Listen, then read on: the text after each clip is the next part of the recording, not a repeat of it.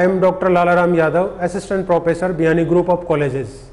I am going to deliver a lecture on the behalf of GRU KPO. My topic is Continental Drift Theory of Wegener. इससे पहले हम लोग problems, hypothesis and evidence के बारे में चर्चा कर चुके हैं. अब हम चर्चा करेंगे कि जो पहले पेंजिया और पेंथालासा था, इसमें किस तरह से विभंजन हुआ, ये कैसे ब्रेक्स किए.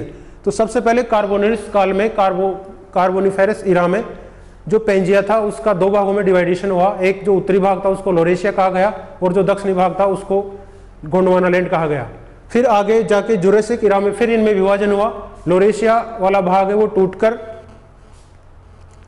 यूरेशिया और नॉर्थ अमेरिका में टूट गया और जो गोंडवाना लैंड है वो peninsular India, north south America, Africa, Antarctica और ऑस्ट्रेलिया में टूट गया.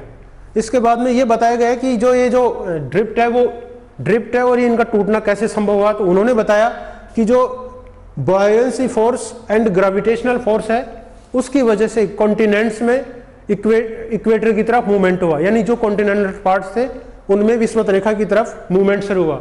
और इसके बाद में फिर ये कहा गया कि टाइडल फोर्सेस, जो चंद्रमा और सूर्य का ज्वारीय बल काम करता है, उस ज्वारीय बल के कारण कॉन्टिनेंट्स के कुछ भागों में वेस्टर्न मूवमेंट हुआ, मतलब वो भाग वेस्ट दिशा की तरफ मूव करने लगे.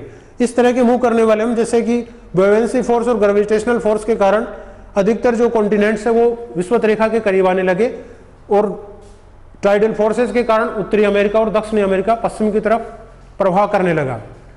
अब उन्होंने इसका जो एप्लीकेशन है वो बताया कि इसके कारण पर्वतों का निर्माण होता है और दूसरा उन्होंने बताया कि इसके कारण आइसलैंड आर्क्स का निर्माण होता है.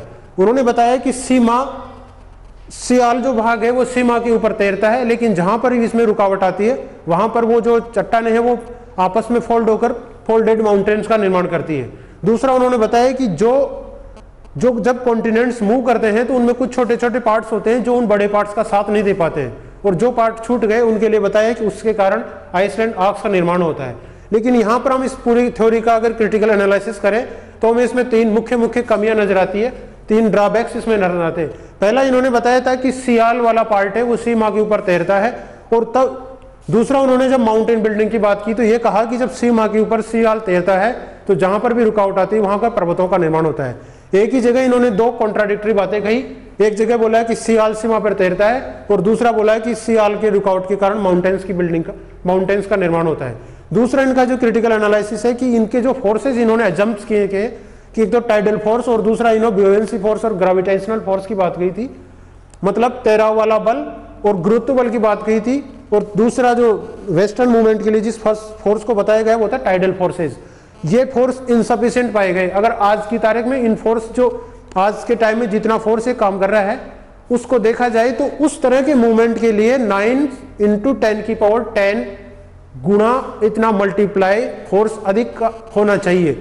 इसका मतलब ये हुआ है कि ये जो फोर्स इन्होंने माना है वो फोर्स इनसफिशिएंट है, इनके मूवमेंट के लिए ये फोर्स पर्याप्त नहीं है. तीसरी इनकी आलोचना की जाती है कि इन्होंने केवल ये कहा कि कॉन्टिनेंटल पार्ट ड्रिफ्ट करते हैं, जबकि प्लेट टेक्टोनिक थ्योरी ये मानती है कि कॉन्टिनेंटल पार्ट और ओशनिक पार्ट दोनों ड्रिफ्ट करते हैं.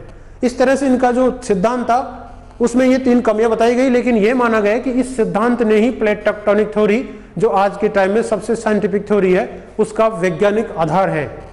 इस तरह से वेगनर का कॉन्टिनेंटल ड्रिफ्ट थ्योरी के संबंध में बहुत बड़ा योगदान माना जाता है. For further details please log on www.gurukpo.com. Thank you and thank you.